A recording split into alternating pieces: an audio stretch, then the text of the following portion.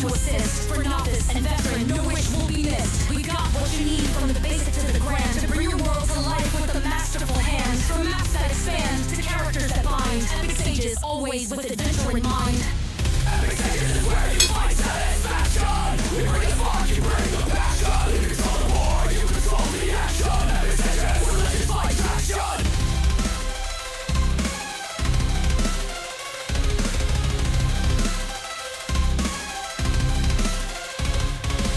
Your game with custom pieces so fine, handcrafted with care, designed to make you shine. From miniature heroes to landscapes vast, we build every detail to make the magic last. When the final dice is rolled and the journey is done, we offer keepsakes that remind you of the battles you won. In every treasure we offer, memories are signed. Epic Sages, always with adventure in mind. Epic Sages, we find satisfaction. We bring the spark, you bring the passion. We control the war, you control the action. Epic Sages, Epic Sages is where you find satisfaction. We bring the spark, you bring the passion. We control the war, you control the action. Epic Sages, we'll let you find action.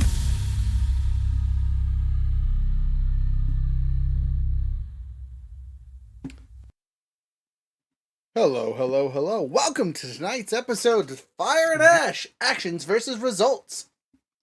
Joseph, we can hear you and we can see you. Hey, bonus. Special. All right, the real question is, can you hear us? Yeah, you can hear you, Roger, for sure. Okay, we still can't hear him. So if your tech support can get you to the settings, you might have to check where your input and output are set. Sometimes they're flip-flopped and backwards for some reason. While you're figuring that out, we're gonna start all the fun stuff. So this is episode 2 of season 5. Woo! We are joined by 2 fantastic star guests tonight. And we'll get right into it with Dr. Tim Blake. Tell us who you are, what you do, all that fun stuff. Right. So, my name is Dr. Tim Blake. I'm a mental health professional with over 30 years experience. Also working on developing a personal development coaching business with a focus on what we call life mindset, helping people grow with an attitude of life that benefits not just themselves, but people as well. And just a real basic there. And so I'm all about helping people to move, grow, even discover, become who they were made to be is kind of the deal there. So I've been at stuff for a while. Fantastic. 30 years of experience is always fantastic to have. So, jumping over to, where can people find you? Number one, you can find me at lifemindset.life. That's my website. We're working on developing stuff, putting things together. Yeah, and Roger should have my link tree where you can find anywhere I show up on the web, which is all sorts of places. So, gotta love Linktree. It's the best. All right, Linktree, Life Mindset on the Linktree, if you know how to do that. So, fantastic. Joseph, you got your sound over there working? Nope. I can see you talking. I can't hear you. Sorry.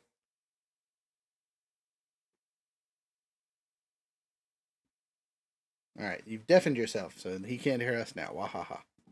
Now I can hear again. Oh, there's a little sound.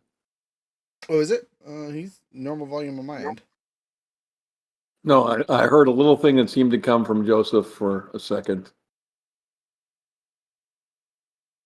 No. There was.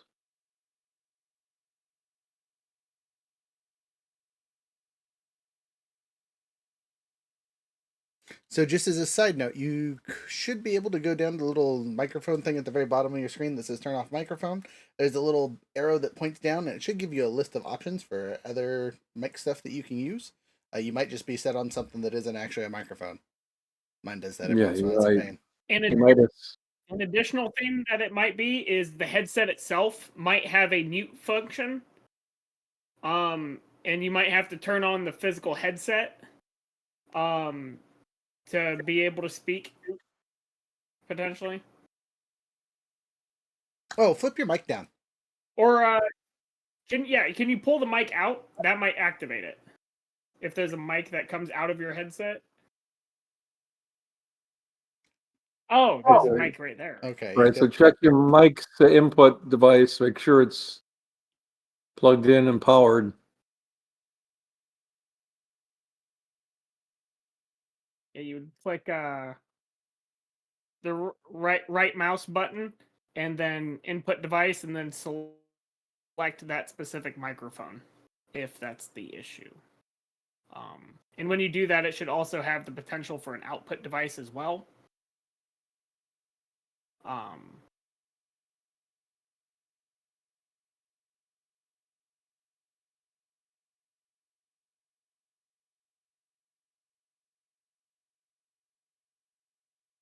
But the input would be the part where we would be able to hear your microphone if it was active. It's the other way. The output is the stuff we can hear. The input is what he hears. Right? Am I crazy? No. Input is what's picking up the noise. Yeah. Output You're what's right, putting you're out the right. noise. You're right. All right. Well, In and out. We'll come back to Joseph in a second. While he gets that, feel free to sound off whenever you need to. Don't feel like you need to be quiet over there, Joseph. But tonight's topic: fire and ash, actions versus results. Not necessarily consequences. Well, that's part of it, but results, right? Sometimes far-reaching, sometimes shorthand. Like we like to start off on all these topics. When I first say the title, fire and ash, what comes to mind, Dr. Blake? Fire and ash. Well, first thing comes to mind is ultimately the consumption that occurs that the fire generates ash. Yeah, so that's the first thing that comes to my mind. Fire results in ash when it consumes the product. Interesting. Joseph, just really quick, I'm gonna kick you out and have you jump back in, same way we did before. That'll fix it. Younger, what about you? When I say the terms fire and ash, what you got? I think of the difference between like types of burning. So like a gas fire might not result in ash, but just the flame, and something burning like wood, will produce like things like ash and charcoal. Interesting. Okay, so sometimes you get quite a bit of byproduct when you're trying to make stuff. I gotcha. Okay. So Sounds like a detail-oriented brain looking for the parts. that he do be 100%. There's Beaker. Hey, Beaker. Welcome, Beaker. Let us know if you want to come up here and chat. Oh, he's gone. What about him? So, with that all being said, right? Again, we'll get Joseph's opinion when he gets back. But, nope, there he is. Ha. Send him an invite to speak. Boop. Hopefully it'll work. And with that being said, jumping into what the fire is, right? Metaphorically and whatnot. It can be anything that has explosive potential, right? And for each one of us, we all have something that is different fire for us, right? Oh, Joseph, say something. I saw a ring. Okay, I'm here. Can you hear me? We got a voice. Victory. Success. All right. Well, fantastic. We're going to pause on that thought and go back to Joseph. Introduce yourself. Okay. What do you do? Where can people find you? All that fun stuff. Okay, this is Joseph Descans, and I am here in and you can look me up on josephdescans.com. That's my website. And let's see, we got all kinds of there's a piece of paper up here blocking my light. There we go. That helps. Okay, very good. So www.josephdescans.com. That's where you can find me. Fantastic. And what all do you do? Because I know it's a lot. I do way too much. So anyway, I've owned a tree service. I started trimming trees when I was 15. And so now I'm 60. So I've been doing it the whole time. And I'm a retired former professional wave surfer. So I used to surf waves up in the 40-foot range. And let's see, what else do I do? Writing. So I got 2 books I wrote. Let's see there. We got that one. If you want to grow a rich, plant a tree. Biblical insights to growing residual income. And then here's my latest one, Hosea. And so that's the prophet who married a prostitute. So I'm an author, speaker, and I I've written a screenplay, so soon my Hosea book will be coming to the big screen, and so that's my current front burner project right now. Fantastic. That's all great to hear. We're super excited to have you. Back to our first question that you missed, unfortunately, because of tech issues. When we say tonight's title, which is Fire and Ash, actions versus results. When I say the terms Fire and Ash, what comes to mind immediately? What just pops up there? Oh, what pops up there? Are you kidding? I'm a few miles away from major California fires. That's fair. We got all kinds of fire and ash going on. And then we've had a couple little fires pop up right here in my neighborhood. And fortunately, they've been able to put them out. But there was a fire on the side of the freeway this morning with all the fire trucks and everything. So fire and ash is really close to me right now. Yeah, sorry to hear that. I'm glad you're doing okay. Yeah, I'm okay. But okay, we'll talk about that as we go along. Going into our first kind of segment or question, besides that, is talking about the fire and what it represents metaphorically for you as an individual, right? So, starting with Dr. Blake, what would you consider the fire in your life? Something that you are constantly having to take action to spread. Well, in terms of fire, what I'm passionate about, so you hear that reference of fire, it's really what gets motivated, where you get the energy. And that for me is helping people.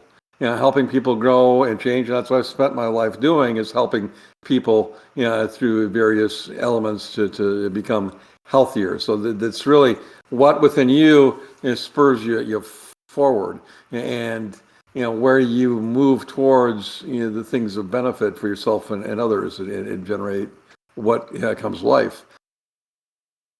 Okay. Now, more thought, but I don't want to go on a long soliloquy on things. You're allowed. Soliloquies are allowed. We just get to interrupt you if we need to. Wahaha. But we'll come back to it because it sounds like you got more to talk about with that passion, which is a good topic for a bit. Joseph, jumping over to you, I ask you the same question. In your life, metaphorically speaking, what is the fire that you are trying to spread? Yeah, I agree with Tim, and it is helping people. But really, there's in that light, it's like there's things that are in your heart that you were created to do. You just feel that's what you were made to do in life, and so that's the fire in me, and that's what drives me. Those things, like speaking and creating things. Fantastic. Okay, jumping over to younger, I gotta ask you, partner. What's your fire in life currently? My fire in life. I like the element of discovery. I guess you could say, discovering new things that I find interesting, and then applying that in a positive way, or at least in a reactionary way to events that might happen in your life. Okay. All right. So, flipping to the opposite end of our title for tonight, and I promise I won't reference these two the entire time, but your ash, right? Your end result, your destroyed substance, your possible good future, right? The results of something that you do has tons of potential, right? Ash is used to build roads. Ash is used to fertilize things, but it's also the remnants of things left behind, right? So in your personal lives, what do you guys think is your kind of ash that you've come to? Things that you've kind of burned away with what you've done to get to where you're at, or what you're building for? Again, we'll start with Dr. Blake. All right. So ash, the remnant, the things left over, go into all sorts of things. I think of that. It's the things that are left over that you didn't process, you didn't go through, the things that may have value or may not have value, that things that you may have to let go. Within my life, I've had rejection issues I've had to work through, and some still residuals on that. There's a whole wide swath of things I've moved through in my life that you could say there's a residue left over, versus I don't think of ash as something that's particularly the useful byproduct. It's something that's leftover remains. Yeah, and ultimately, if you're not living life to the full and your death, the ash to ash, you get the death metaphor there too. And so the residual there, but as well, some of the residual we've got effectiveness things can be utilized to generate benefit and welfare, even if it looks like it's something that's not useful. And as we refer to, like you said, ash. We wouldn't use ash so much in Minnesota with the roads. That's more sand and salt. And Joseph over there probably doesn't want to see much ash at the moment. There's probably too much in the air, but. So those are my initial thoughts. There's a whole lot of metaphor and direction and things that you can pull for sure. Okay, we'll come back to that then. Give you some time to focus your thoughts. Joseph, what about you? What is your life ash, or whatever you want to call it? Your things that you've kind of burned out to renew other things. Yeah, so probably the biggest thing that burned down was, my marriage. I got divorced, so that was a big mess. Obviously, that was tough, and you have to do a lot of forgiveness and to work through all those issues and come out good on the other side. So, and then as far as the positive aspect, a lot of the times, obviously, on a daily basis, I'm trimming trees and chipping the contents, right? All the trees, they run through the chipper, and then you put them on the ground, and they are fertilizer for the future. So there we go. There's both sides of it. Nice. A little bit of personal, a little bit of literal. I like it. That's good. Younger, what about you in your life? Where you think this ash is? Are you still building ash? What's going on with all that? I think it's a healthy practice, both metaphorically and physically, to burn the underbrush. The things that like fallen tree branches, all the leaves that fall off the tree seasonally, whatever. The people in your life who might not, be worth keeping around. They're a big drag on you emotionally, spiritually, whatever. Full of negativity. They're not going to propel you forward in a capacity. Sometimes it's best to let those bridges burn and move on. Let there be some sunlight that actually hits the ground of your life, and start growing the grass underneath all those trees. I grew up on a farm. We regularly, every year, we have all of the fall comes around, all the leaves fall, the branches fall down during the ice storms, so on and so forth. Spring comes around. Hey, it's gonna rain one day. It's gonna rain. You scrape up all of the leaves and all the branches, and you just scorcher's policy the forest floor, and it just all one direction in a safe way.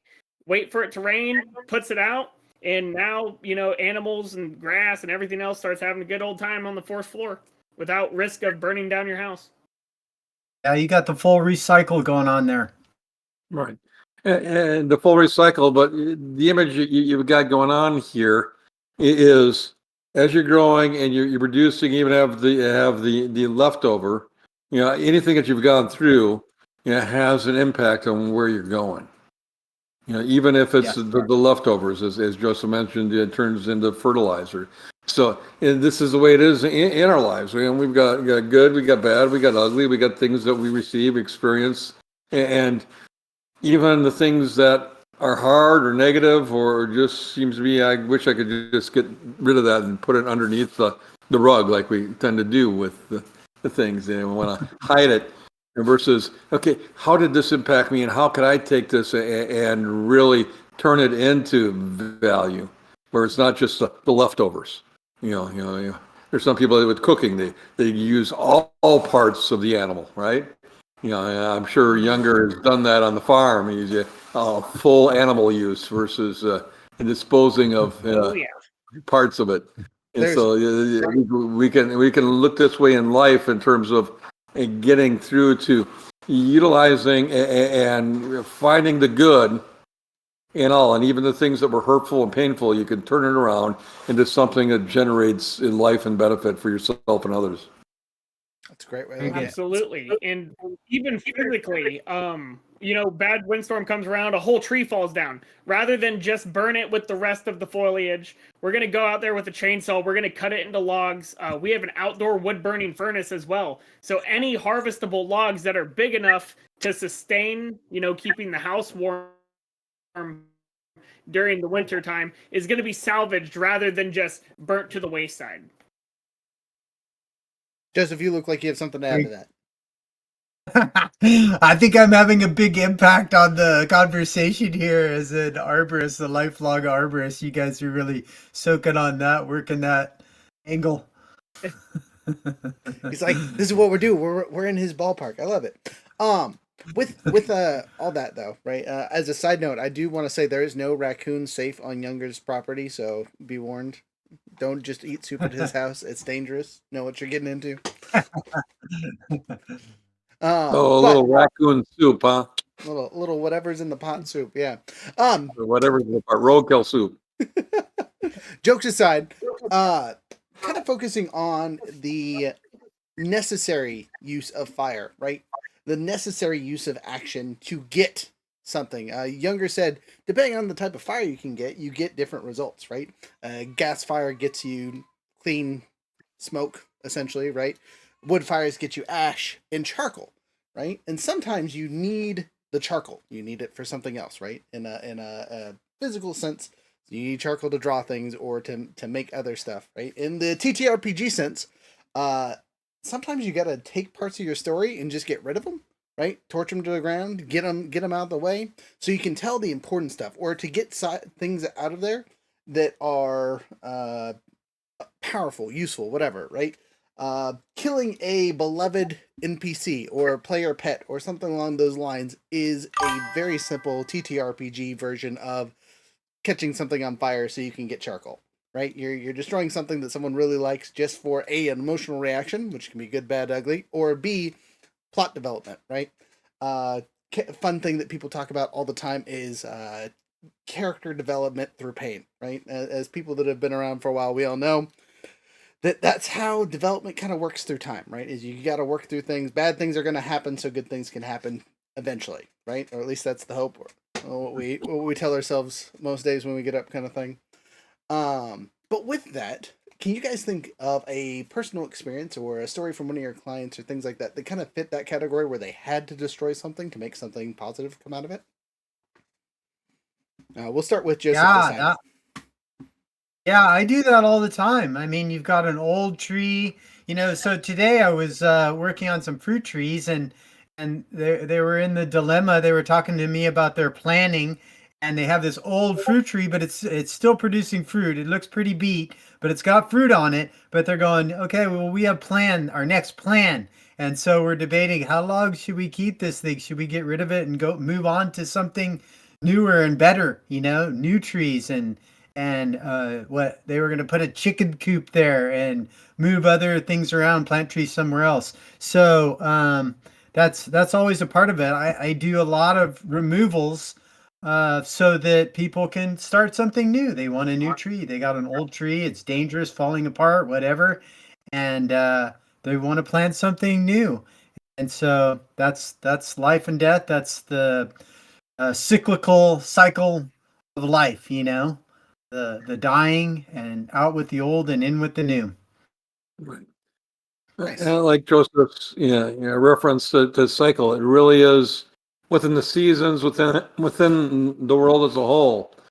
So I'm in Minnesota. I got all 4 seasons. I've got winter, spring, summer, fall. Although winter's way too long here.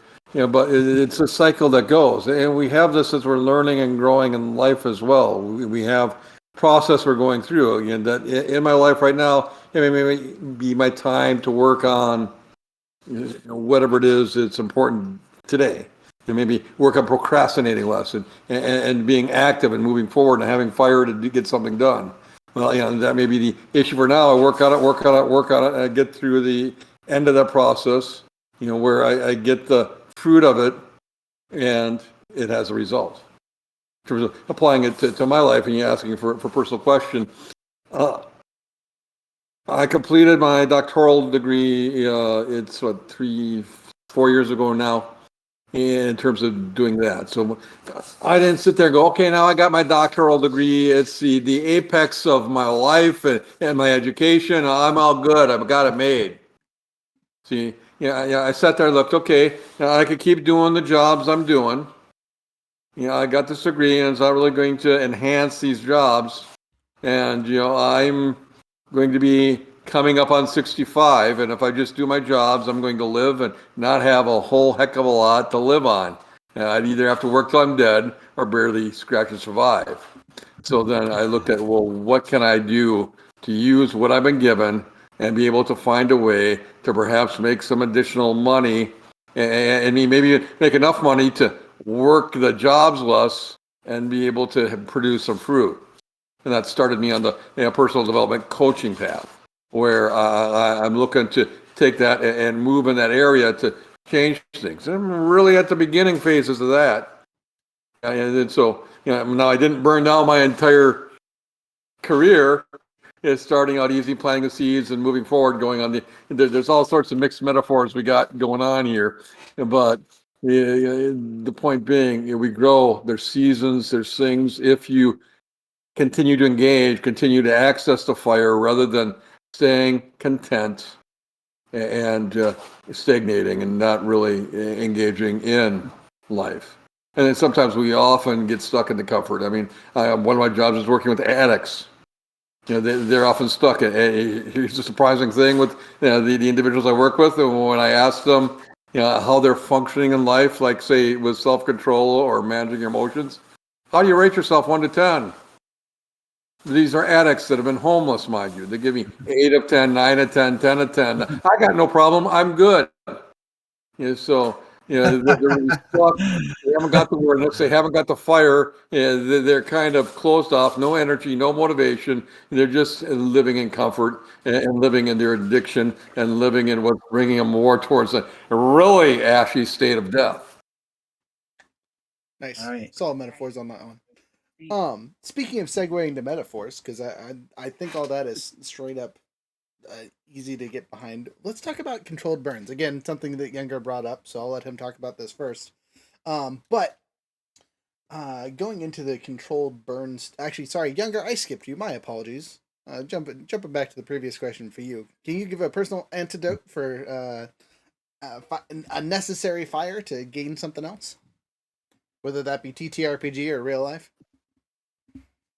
So, the necessary fire to gain something else. Well, like it was mentioned before, sometimes you have something, a substance to work with, whether metaphorically or real life, like a hardy piece of metal. And you just need to heat it up, You need to get that fire under it. So you need to, grab the charcoal, whatever you're going to do, hit it with a hammer, rub it against something long enough until it gets that friction and it gets that hot metal, and you're able to malleabilize it into something, like a sword or any other metal component that you need to get the machine working. That's a simple, straightforward answer to that question. Yeah, but a personal one for you that you have an example of. A personal one. Well, I mean, one of the things to burn to get things, I guess ego is a big one. Okay. Sometimes you gotta learn to be a little bit more humble when you're trying to learn something that you don't know. Mm-hmm. And with that, there might be somebody of a I was in the military at one point, somebody of a lower station, and you have to humble yourself to go down the ranks to get the information that you need in order to become the leader that you need to be. Like, you have to know those lower guys' job, and if one of them knows it better than you in that given moment, because it's a subject matter expertise that you are not proficient in, you might have to go down to that level, talk to them, understand, take their workload for a little bit until you are proficient,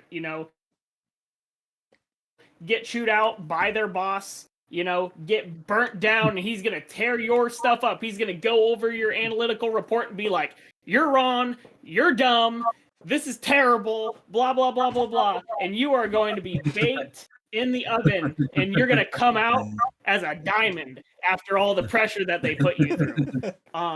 That's speaking from real experience. Nice, fantastic. And yet we had to get another metaphor. It's this. The show is full of those. It's 30% metaphor at a minimum. So jumping into the next topic, right? We're talking about controlled fire, right? So you guys kind of hit it pretty hard with the why we do the controlled fire, right? It's to sustain life, to push things forward, to get rid of the stuff you don't need. But I go back to, in a personal sense, how do you do that effectively without completely burning down the quote unquote forest, right? Without destroying everything in your life. Dr. Blake, you had a great example. You didn't burn down your career to start your new stuff. What is a good way to make sure that you are making a quote unquote controlled burn, right? When you're going through life and clearing out those things that you don't need, that are just underbrush, that are just holding you back and making things unsafe, how do you push it forward from there? Right. So when you're controlled and controlled burn, there's two things really that are going to come into play. Number one is awareness. In order to have a control, you got to know what it is that you need to do, what it is that's appropriate. And so you got to be aware. If I just set a fire and go, I'm controlled burn, we'll see what happens. You're going to have a problem. You're going to lose, and you're going to have a jump. The other thing is you're going to have boundaries. You got to know what the parameters are. You got to know what is appropriate. So you got to be aware, and then in your awareness, you got to set the structure to be able to control what's going on. You find this. It's certainly part of the therapy process. In terms of psychotherapy, if you're working with somebody, in order for anybody to change, they're going to have to be aware. You're going to have to recognize. You're going to have to work on bringing the awareness. And once your awareness, then you work on the things that help keep them safe and help them take the steps they need to do to grow. In terms of that, so the awareness and the boundaries, and then the additional steps that you need to take to progress. But just on the controlled burn, it's the awareness and the boundaries. Awareness and boundaries, solid choice. And I'll get back to that because that pulls into TTRPG stuff really easy. Joseph, what about you? When you're talking about control burns, you might be doing them more literally than the rest of us, but. The first I was thinking about vision. So you have vision, and that's where in that line you set goals, right? And so then as you're pursuing the vision and setting the goals, there's things that are in the way and things that are consuming your time, and leeches on various different degrees that you just have to get rid of to achieve the goal and the vision. And so you just have to burn those out. Sometimes it's people and, relationships, and just, getting rid of all those people that are hogging your time on Facebook or whatever social media that's going on. It's like you don't want to hurt their feeling, but bye-bye. It's taking too much time. So, your vision and your goals are going to kind of determine what needs to be cut out, what needs to go. Fantastic. All right. Younger, in the TTRPG sense, right? When we are talking about these controlled burns, what is your suggestion for new players to make sure that they're not just destroying everything that their GM has built for them? Oh, this is my favorite thing ever. That's speaking into those actions having consequences. If you go and you're like, oh, the whole team gets together and they're like, there's this terrible ruler doing these terrible things. We're just gonna kill him. Scorched earth policy. We're gonna kill him and all his bad guys, and then they go on their way. They're like, oh, we destroyed the evil despot, blah blah blah blah blah. Right, and his evil henchmen. And it's like, well, maybe a worse group came along and filled that vacuum that you just left, And so you're like, you thought that guy was bad? That guy was actually keeping the demon lord from crossing the border. But now you just let him, bang on that gate of Hades or whatever until he got out because there was nobody to fix it. because the guy you just killed had an extra duty of going and making sure the door was locked. And so that secondary effect is, like, oh, you might deal with a power vacuum or something in that regards. Or, let's say you go and you kill the evil dragon or whatever, and then you leave its corpse on the top of the mountain, and then it begins to rot, and then it begins to pollute the water supply, and then townspeople begin to die from disease, or get infected from like some strange draconic ailment, and they start growing scales and becoming as evil as the dragon or something other fantastical and terrifying. There's all sorts of actions have unforeseen consequences, those tertiary effects, so on and so forth. Nice. Interesting comments. The thought that comes to mind that just in terms of thinking of this week, sometimes our setbacks or the difficulties are actually things in our lives that had served a point of protection for something or another. I mean, we just wouldn't know.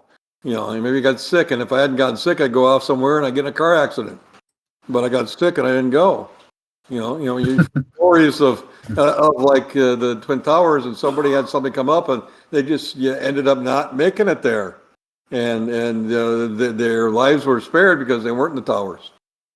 So the setbacks and protection, we don't always know what's going on. We're not the ones running the program. We're not the GMs that knows everything going on and what all the risks are to generate the game. Yes.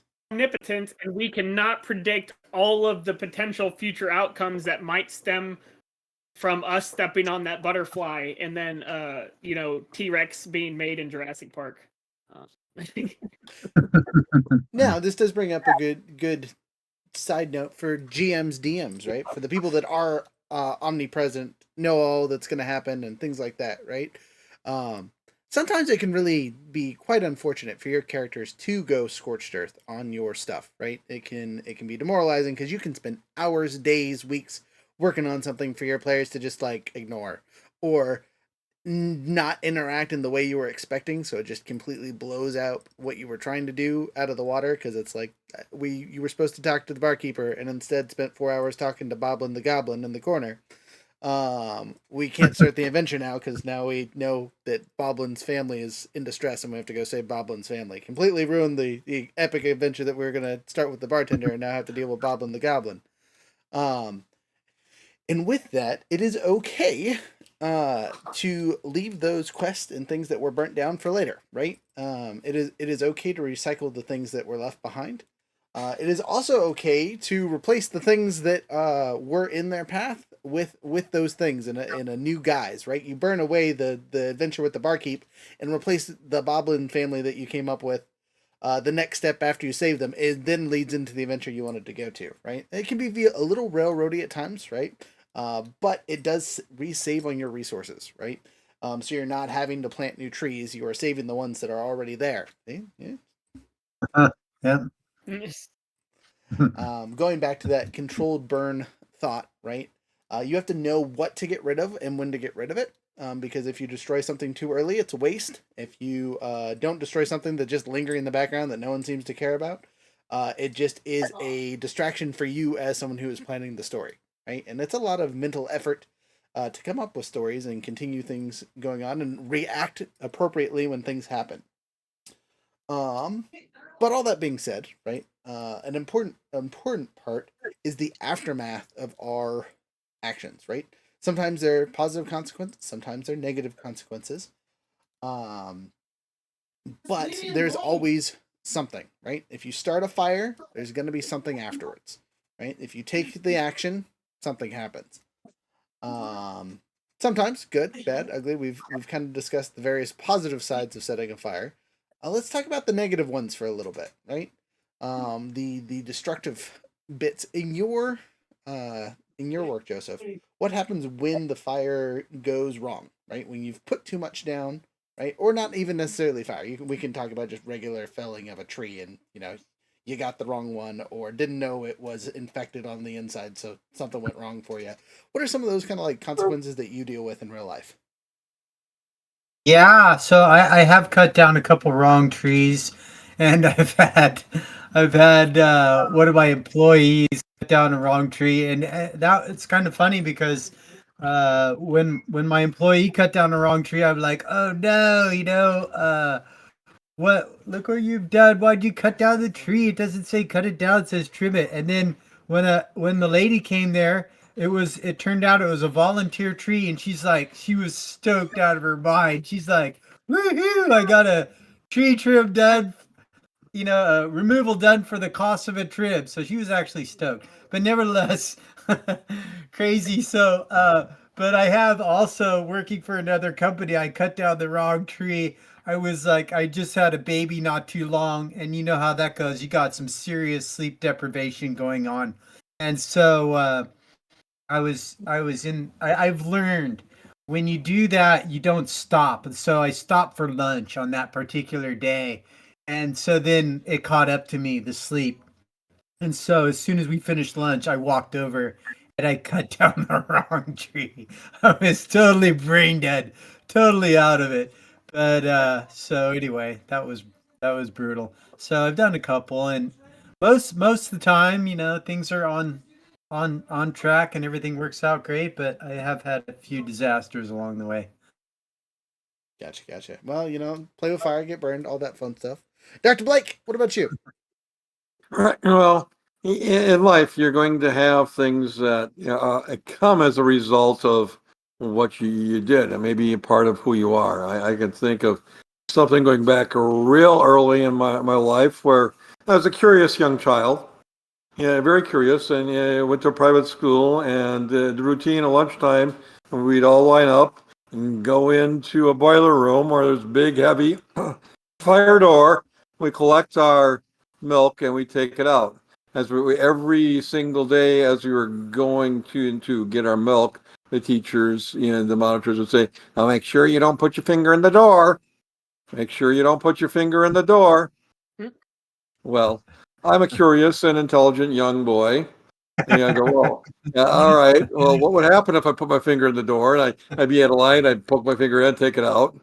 Well, one day I'm at the end of the line. I take my finger, I put it in the crack of the door, and then I let the door close on my finger. Of course, great amount of pain. I'm crying. Teacher holds my finger together, walking down the hall, blood everywhere. Oh man. Right, because young, curious boy, and so I lost a fingertip. I don't think you can quite see the difference in the fingers. Okay. Right, A little bit. It came back but pretty good. we do things that have consequences. Now I got a story I can tell all my life about my curiosity and the negative impact I had of burning down something, so to speak. I shouldn't have burned down because I didn't know any better. So we've got these things that happen to us as a result of our consequences and our choices, unhealthy ones. There's many stories people probably all have in their life and say, I really shouldn't have done that stupid thing. And that, man, some of them maybe, man, I was sitting around and, they passed around a joint and I know I shouldn't have done that, but I just couldn't resist. And man, that wasn't a good thing, or maybe you thought it was. There's consequences, but whatever we face in life, there's adaptation, there's adjusting, there's learning that occurs regardless. And again, gets the fertilizer stuff and that kind of thing we had. Nice. Younger, can you think of any fun stories from your times as being a player or a DM where the consequences immediately bit the players in the butt? Or long term, either one. If you got one that's it took a while. I got one. It's a consequence. My first character was not thinking. We were on a floating reed city, essentially. A bunch of bamboo planks or whatever. Everybody's out on the water. It's a very deep lake or ocean or whatever. And we get into combat, and my first thought is okay, I'm gonna do what any stupid caster does. I discovered a T-Rex artifact or whatever, and I can now transform myself into a T-Rex. So turned into a T-Rex, immediately broke through the reeds, begin to drown because T-Rex arms are like this and it's not tall enough to stand in the ocean. My character basically dies, and I suffered the consequences of I died. A bunch of other people my teammates were struggling to swim and get back onto the reeds. Most of the bad guys were just like not even over there, so they're just like at a distance, just shooting at us. I'm still drowning underwater. My character eventually does die, and luckily was able to be resurrected eventually after reverting to a human corpse and floating to the surface because, you know, you're more buoyant in salt water than fresh water.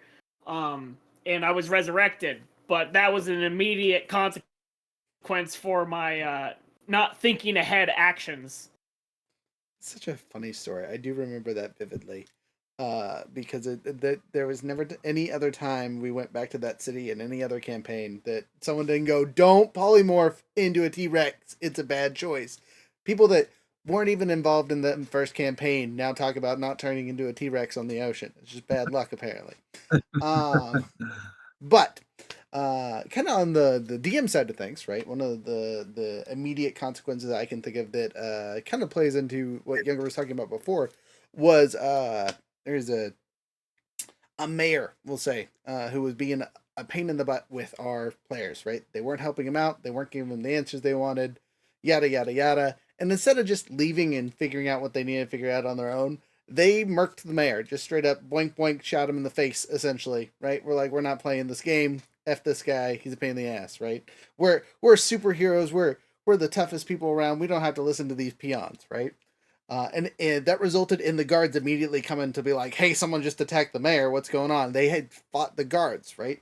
And they ended up killing a ton of them just to get out of the town with little consequences. And it was easy for them. You know, they're strong people. And they just brushed them aside, right? Because they were in the right? They were justified in their actions. Well, they go on and come back couple weeks later, or pass by and whatnot, and they find that the town has been razed and destroyed because shortly after the incident with the guards, they were attacked by a large bandit caravan that the players were chasing at the time anyway. The bandits had turned around and attacked the town that they were in, and there was no one to defend the town, so the town was completely and utterly destroyed, right? That was a huge, big consequence. Now, in the game time, couple weeks difference, right, between when it happened and whatnot. Real time, less than an hour, right? Between what happened and then what they were playing with. So like, you know, one negative comment from an NPC, you know, and the action was I kill the man because he's a jerk, and because that, you know, that's what my character would do. It's funny, right? Had some major results for the world itself, because again, that was a pretty well known city, as something that was in lots of campaigns that we've done before. And since then, it's always been a smoking crater. Like, no one's rebuilt it. The funny things about that town are no longer used. You know, I mean, that kind of stuff. And those players that are in that campaign have played lots of times in the world that we're playing in. So, like, every time they come to that area, they get to see the consequences of their actions years later. Both in-game and out-of-game. So, kind of with all that, one kind of final thoughts on your guys' end. We're talking about this fire and ash metaphor, the actions versus results. After hearing all this, what are you guys' kind of last opinions on those kind of thoughts, right? And what are your thoughts on this topic? We're going to start with Joseph. You know, now that we've stated fire and ashes and results and actions and results, what are your thoughts? Well, I'm thinking just kind of going back to my big wave surfing days. A lot of the times, you know, the wipeouts precede, you know, the next wave. You get up, you paddle back out, and you catch another wave. But I remember at one point I shattered my femur surfing, and I recovered, and so then you have that whole recovery process and getting back up to where you were at, and so working my way back up to the 40-foot range. And I remember being out a 30-foot day, and I caught a wave, and I don't know exactly what happened, but I ended up sliding down the face upside down and backwards, right? So just landing on my back on the face of the wave, skidding down the wave. And then I watched the lip throw out and come straight down on me, and I closed my eyes right as it was landing on my head. And so that was extremely brutal situation. But then, like when that was all over, the psychology was there. I don't know. I'm trying to find the best words here, but I overcame like mental hurdles of going back up to the 40-foot range. I go, wow, if I just handled that on a 30-foot wave, I'm ready for 40-foot. And so that bumped me back up to the 40-foot range. I went out and I caught one. So just building on the ashes, and that's the cycle of life. Nice. Nice finish with the surf in there. That's good. That's good. Tim, what about you? What about when we're talking about fire and ash now? Where does your head go? What's your kind of last thoughts on this? Well, I know there's such a thing as last thoughts, but the last thoughts for here today, it's we live life. There's a process, and we're going to have things that don't go the way we think. We're going to have things that really, really hurt. But you've got a process. You can let that defeat you, and not move on and move forward, or you can use whatever happens to fire what you may do to what's ahead, to learn, to grow, to adjust, to adapt, and to even recover. And maybe things you talk about the campaign and a creator for all memory within your world. Those are things. So yeah, that altered, but life and things move on, and you grow, you learn, you progress, you develop, and if you're embracing life, you're fully living life. And then more oftentimes than not, we can easily get caught off in all sorts of negativity and spiral into the things that are destructive and never progress, like dealing with addiction or trauma or other things that people experience. But if you continue to be open to healing, progressing, growing, there's things you can adapt and adjust and learn and set to be able to get you towards the goal that you're going, and maybe not quite the way you expected, but you've always got a chance of being resurrected and taking another tact and learning and developing. Fantastic. Younger, any final thoughts? Yeah, so the world is a really big place, but we only have so much impact, or are impacted by the world around us. And with that, we have what we have in our lives, right? You're handed the stick that you're handed when you're born, but at that point you then decide, hey, am I going to stay where I'm at, with whether it be an abundant resources or a forest with a full floor of brush, or somebody before you already burnt it all away or took all that stuff away, and you have the choice of either staying there, right, and using the resources you have there, or moving on to the other spot and using the resources they have there, whether they be more or less than where you're at here. People change, the seasons change, the tree branches are going to fall again, the trees are going to grow again. It might be not when you're around, but you can always move somewhere where it is. That's one final thought.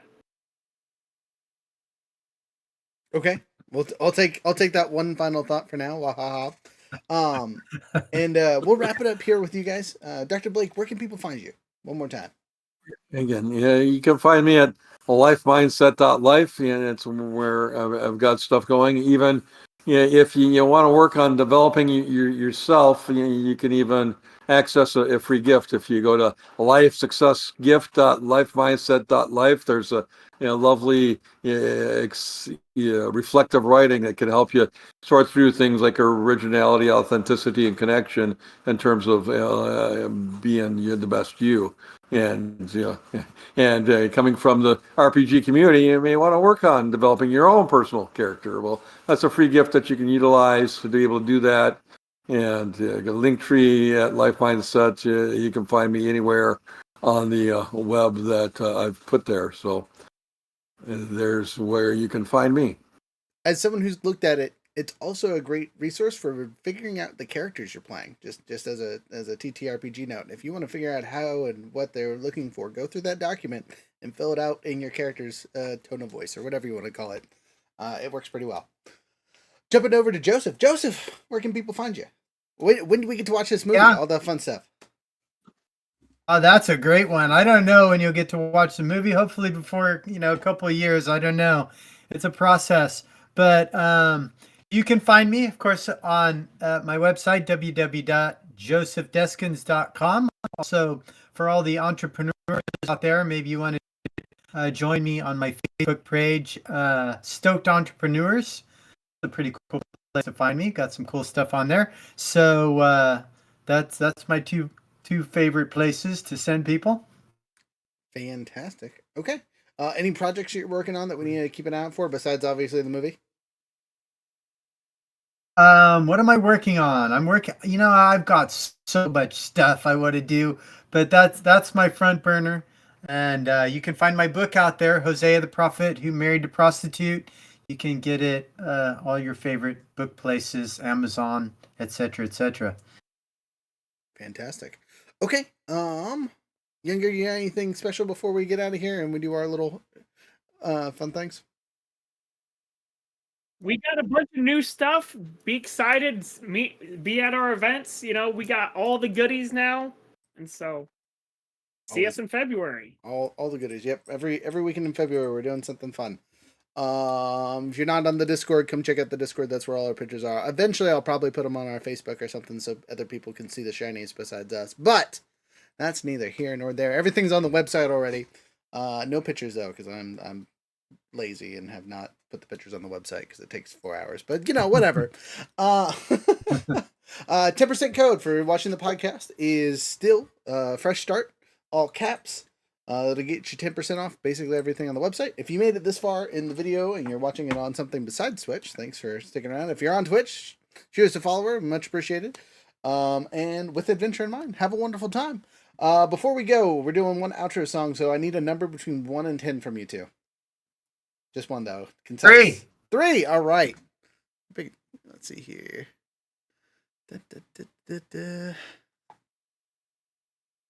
Okay. All right. Here we go.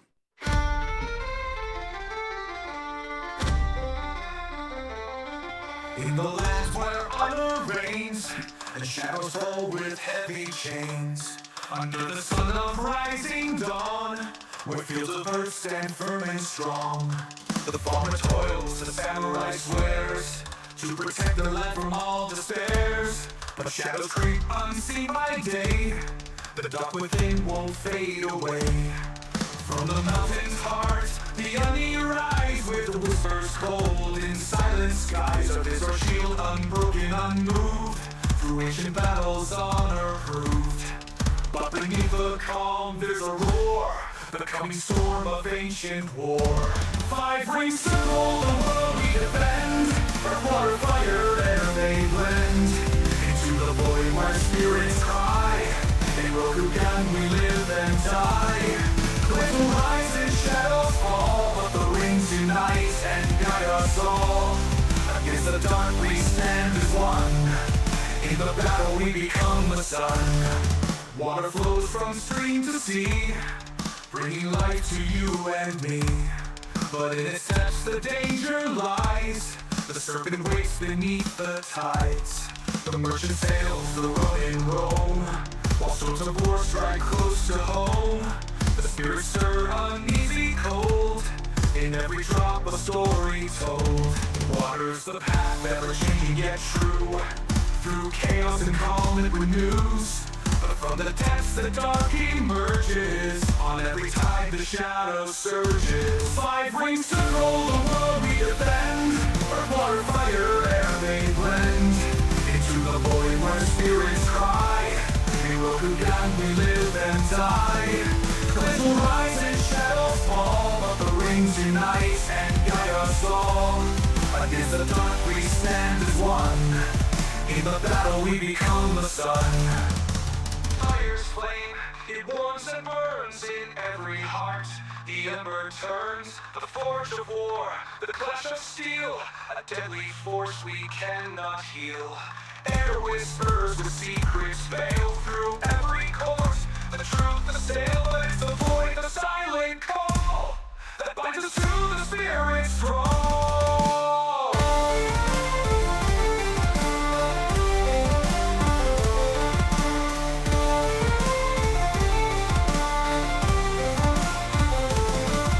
The people kneel beneath the stars, praying peace to end the scars. The clans they fight with all their might, but evil hides beyond their sight. Corruption seeps from twisted lands with demon claws and tainted hands. The Shadowlands rise to claim our kin, but the five rings guard what lies within. Five rings circle the world we defend. Water, fire, and they blend into the void where spirits cry. In Rokugan we live and die. Clans will rise and shadows fall, but the rings unite and guide us all. Against the dark we stand as one. In the battle we become the sun. So hear the call, people brave, for every soul that we must save. In Rokugan the rings remain, our strength, our bond, despite the pain.